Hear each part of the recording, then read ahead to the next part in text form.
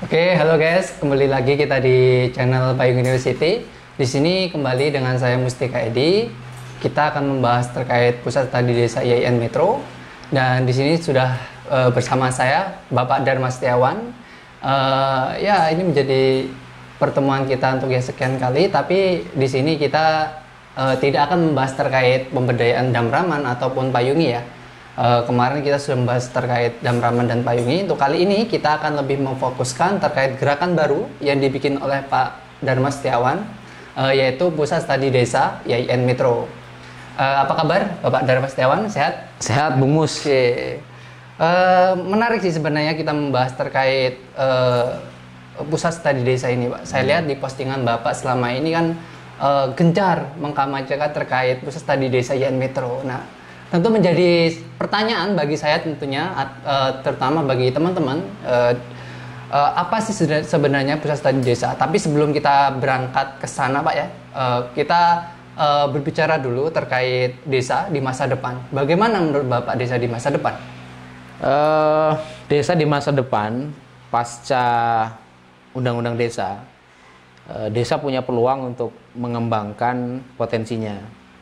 Terutama kalau kita melihat bahwa desa ada 3 hal yang bisa dikembangkan. Satu, desa wisata.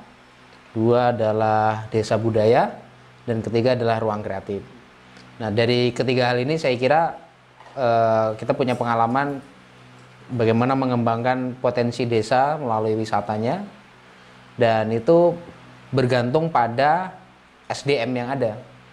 Kalau kemudian SDM-nya tidak mumpuni, artinya belum mampu ke arah sana, maka kemudian kita bisa melakukan pelatihan atau pendampingan dan itu mengarah pada pemberdayaan masyarakat. Tapi fokus di masa depan bahwa desa punya peluang untuk maju dan 3 ranah ini penting untuk dikembangkan: desa wisata, desa budaya, dan ruang kreatif. Oke, berarti memang ada peluang Pak ya desa dengan menggali potensi tadi, 3 potensi yang Bapak sebutkan untuk bisa menjadi desa yang maju Pak ya. Kemudian bagaimana Pak peran anak muda desa ini kan ya Pak ya, untuk ikut serta dalam proses tadi Pak, dalam membangun 3 tadi. Oke, perubahan sosial itu selalu dimulai oleh orang-orang muda. Jadi kalau satu wilayah kemudian memang dia mau berkembang baik, maka upaya-upaya yang dilakukan oleh semua pihak ya saya kira itu berfokus pada anak mudanya.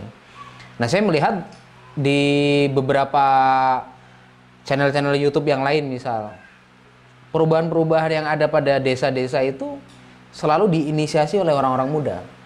Nah, anak-anak muda ini saya kira juga menjadi modal penting. Dia jadi modal utama penggerak desa. Kalau kita berharap pada generasi sebelumnya mereka gagap terhadap teknologi, media digital gitu. Nah, anak-anak muda hari ini tanpa kita harus berangkat dari awal, mereka sebenarnya sudah memulai. Tinggal mungkin kita bisa memberikan perspektif bagi anak-anak muda desa. Jangan sampai dia lahir dari desa itu, dia berkembang, dia tumbuh dari desa itu, tapi ketika dia mengenyam pendidikan, ternyata pendidikan tidak memberikan perspektif pada desanya, tapi malah menjadikan anak-anak muda jauh dari desa. Nah, saya kira peran anak muda di masa depan bagi desanya itu penting. Tapi kan sekarang kita melihat bahwasanya anak-anak muda desa kan sudah banyak Pak ya yang kemudian mengenyam pendidikan ke kota, kebanyakan untuk menempuh pendidikan terutama perguruan tinggi Pak ya. Nah, tentu kan di sini jika anak muda kemudian kuliah ataupun mengenyam pendidikan ke perguruan tinggi, dan kalau kita lihat kan kebanyakan mereka malas untuk kembali ke desa. Gitu, Pak. Nah, menjadi pertanyaan besar saya, kemudian apakah peran perguruan tinggi ini bisa Pak untuk menyelesaikan permasalahan desa? Sedang kalau kita lihat ya fenomena sekarang bahwasanya ya perguruan tinggi ya tugasnya hanya untuk mencerdaskan anak-anak desa itu yang kemudian jarang kan mereka untuk balik lagi ke desa gitu. Itu sama dengan yang diungkapkan Boy Frido bahwa sekolah tidak mengajarkanmu untuk pulang. Dan disinilah kemudian perguruan tinggi harus memulai menyadari bahwa apa yang mereka ajarkan ternyata semakin menjauhkan anak-anak desa pada peradabannya. Yang terjadi adalah setelah orang terdidik, mereka semuanya ingin menjadi kaum urban. cara berpikirnya, gaya hidupnya. Kemudian sekarang pada kondisi corona seperti ini, kita melihat bahwa desalah yang paling punya potensi sumber daya. Sehingga kalau terjadi lockdown, sebenarnya desa masih punya bahan pokok.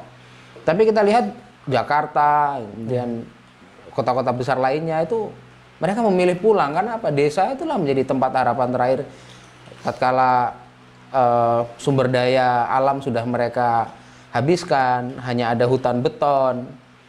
Dan anak-anak muda yang punya perspektif urban ini memang diawali dari persoalan-persoalan kurikulum perguruan tinggi yang membuat mereka malah jauh dari desanya.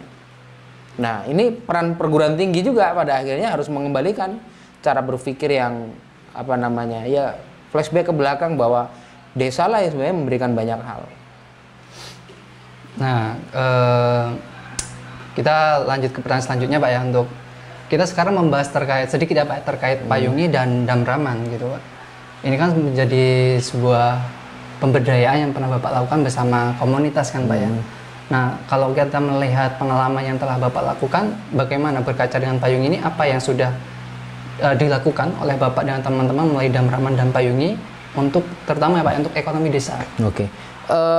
Damraman saya kira penting sekali karena di sana ada potensi yang cukup besar, dan 2 tahun lalu kita komunitas sukses meramaikan damraman sebagai sebuah geliat ekonomi, sebuah wisata berbasis warga. Dan kita tahu dulu tidak ada bebek air, tidak ada bebek goes ya kan. Kemudian sekarang ada perahu juga, sekarang ada kolam renang, ada orang berjualan. Mungkin cara pandang yang harus dikembalikan lagi adalah bagaimana membangkitkan itu dan tetap sustainable. Saya kira ya lagi-lagi pemberdayaan. Orang tidak bisa hanya bicara di ruang media sosial, orang hanya bicara di ruang-ruang kelas gitu. Saya kira orang-orang terdidik itu harus melakukan gerakan. Sehingga ketika SDM di sana memang belum sampai, ya tugas kita semua untuk melakukan pemberdayaan sehingga anak-anak muda di sana menyadari bahwa ini harus berlanjut. Misal spot-spot selfie itu kan juga butuh biaya yang tidak murah kalau kita kerjakan. Dulu kita per bulan ada pemasukan 20 jutaan, tapi kan pada akhirnya ternyata cost SDM itu ternyata mendidik SDM itu lebih mahal daripada persoalan keuntungan itu sendiri. Tapi kalau kita lihat payungi, ini menunjukkan bahwa kesuksesan payungi adalah kesuksesan SDM. Kita tidak ada potensi di ruang kreatif payungi juga tidak ada tempat wisata sebenarnya, tapi karena SDM-nya terdidik dan kebetulan saya memang tinggal di payungi, jadi 24 jam kita bisa mengevaluasi apa-apa yang kurang, apa yang sudah dilakukan gitu. Dan ini saya kira menjadi 2 contoh hal yang bisa kita kerjakan, bisa kita tularkan, dan saya optimis desa-desa lain kalau SDM-nya cukup dan perguruan tinggi juga mau turun, kita ikut dalam melakukan pendampingan, pengabdian masyarakat. Karena pengabdian masyarakat tidak bisa di belakang meja. Dia harus ikut turun melakukan perubahan sosial. Nah, itu saya kira jadi hal yang seperti panggilan jiwa lah. Wah, semua orang terdidik, dia harus mendedikasikan pengetahuannya untuk orang banyak. Oke. Nah, ini mungkin kita ke pertanyaan terakhir Pak ya. Karena ini pertanyaan juga muncul dari banyak teman-teman yang ada di media menanyakan terkait pusat studi desa. Kan kalau kita lihat bahwasanya kayak damraman, payung itu kan fokusnya di pemberdayaan masyarakat yang terutama dia kan letaknya memang ada di tengah-tengah masyarakat. Nah, ini kok kenapa sih kok Pak Dharma bikin pusat studi desa YIN Metro yang letaknya di kampus? Apakah ini akan memberikan dampak positif untuk perekonomian warga, masyarakat desa terutama atau kota pada umumnya? Nah, apa sih Pak sebenarnya maksud Bapak ini untuk ingin tuh mendirikan pusat studi desa YIN Metro? Oke, dulu kita juga pernah memikirkan bahwa pusat studi desa kita bangun di Payungi gitu. Saya kemudian karena saya bicara soal sumber daya manusia dan kemudian bagaimana sustainable-nya manusia-manusia yang akan melakukan gerakan sosial, saya melihat bahwa di kampus itu banyak orang, banyak anak muda, semua orang sedang membincangkan pengetahuan, berteori di ruang kelas, kuliah gitu. Nah, saya berpikir bahwa pusat studi desa itu kami inisiasi, terutama di bawah program studi ekonomi syariah Yayan Metro, dan kebetulan saya di situ adalah kaprodinya. Nah, saya berharap terutama anak-anak mahasiswa yang kami ada di prodi kami itu ada sekitar 1.000 lebih mahasiswa. Nah, ini potensi luar biasa kalau kemudian anak-anak muda ini yang dari desanya masing-masing kita ajari banyak hal terkait desa. Mereka akan sekolah desa, mereka akan lihat social mapping desa, mereka akan belajar media digital desa, mereka akan belajar community approach, ya kan? Mereka akan bicara bagaimana melakukan branding terhadap desanya, mengembangkan BUMDes. Nah, ini tidak bisa dilakukan oleh masyarakat umum yang kita ajak berpikir berteoritis. Saya kira kalau di pengalaman di Payungi, masyarakat kita ajak berdiskusi sebentar, mungkin mereka akan banyak kita tontonkan film, tapi dengan pusat studi desa ini kita akan mengembangkan banyak hal. Salah satunya kita kolaborasi misalnya dengan Payungi University, kita bikin kelas-kelas bedah buku. Kebetulan kita mengeluarkan buku pemberdayaan ekonomi desa, kemudian kita ada... Ini Pak ya, ini buku dari Pak Dharma dan Pak Dwi. Ini ya, ini ada alumni ekonomi syariah yang cerdas anaknya. Dan saya kira penting, seperti kita bikin merchandise seperti ini kan pusat studi desa dan Payung University kita coba bangun. Pada dasarnya ini gerakan yang harus segera dimulai. Dan desa menjadi masa depan karena ada pusat studi desa yang terus dikembangkan. Sehingga riset-riset mahasiswa terbaru terkait dengan misal wisata itu juga masuk dalam kajian pusat studi desa. Bahwa oh ternyata ada sebuah fenomena di desa mana, di kabupaten mana, di Lampung yang kemudian itu ternyata bisa memberikan inspirasi. Nah, itu kan bisa dibedah juga atau dibuat film dokumenter. Atau ada beberapa anak-anak yang instagramable. Jadi anak-anak mahasiswa yang instagramable yang followernya 16.000, ada yang 11.000 itu juga ikut nge-branding. Bagaimana desa itu kemudian menjadi mimpi banyak orang. Dan pusat studi desa adalah bagian dari cara kita melaksanakan Tridharma perguruan tinggi. Salah satunya selain kita mengajar, kita juga meneliti, kemudian kita melakukan pengabdian masyarakat. Oke. Begitu Bung Mus. Oke, sangat menarik ya teman-teman. Jadi teman-teman sudah tahu kan apa sih alasan dari beliau ini mendirikan pusat studi desa Yayan Metro.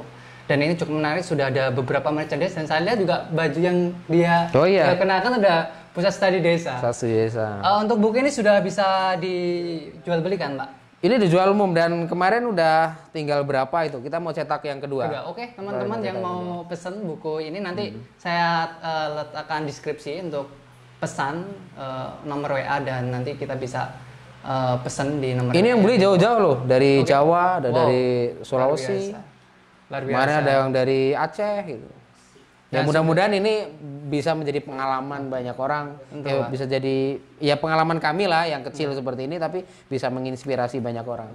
Tentu menjadi hal penting untuk teman-teman ya kalau ingin memperdalam terkait pemberdayaan ekonomi desa bisa dibeli buku ini. Nanti kita terangkan nomor WA di deskripsi. Oke. 3 kata untuk anak-anak muda desa, Pak. Anak muda, saya kira saya kurang bisa ya, tapi kalau di tagline-nya Payung University, saya kira itu kata-katanya kan 4 kata itu, siap salah menolak kalah. Saya kira saya cocok itu aja lah. Oke, ini ya 4 kata. Siap salah menolak. Anak muda itu boleh salah, tapi dia nggak boleh kalah. Oke, luar biasa. Oke, saya rasa cukup untuk perjumpaan kita kali ini. Kita ketemu lagi next time. Saya Iri. Wassalamualaikum warahmatullahi wabarakatuh. Waalaikumsalam warahmatullahi wabarakatuh.